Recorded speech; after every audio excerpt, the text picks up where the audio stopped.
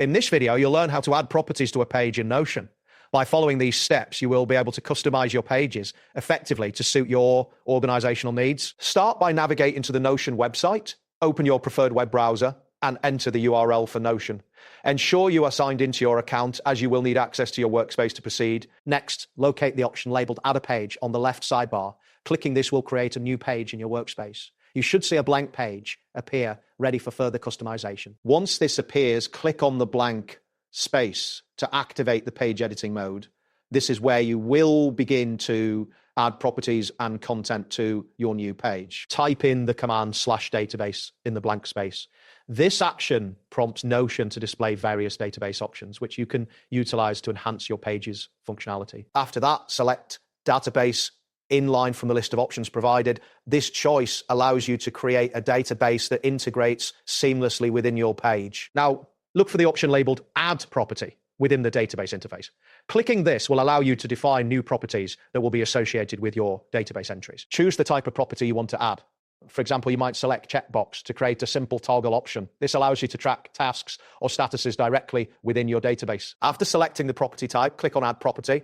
To finalize this addition, you should see the new property appear in your database, ready for use. Next, you can add another property by repeating the previous steps. For instance, you may want to choose text as the type for a new property. This will enable you to input textual information associated with your entries. Click on Add Property again to save this new addition.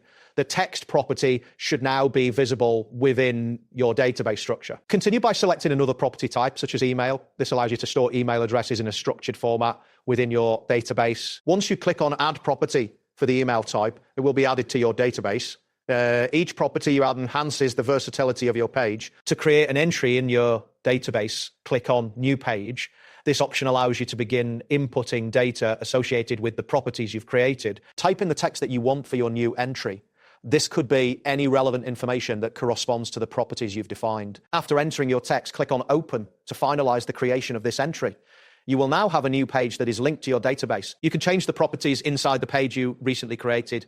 This flexibility allows you to adapt the information as needed. To edit a property, click on the 6 dots icon next to the property name. This action will open a menu where you can select Edit Property. Next, click on the drop-down menu for the type. This allows you to change the property type if required, offering further customization. Choose Checkbox from the drop-down menu to update the property type accordingly. This will change how data is represented within your database. Finally, click on Close to exit the editing mode.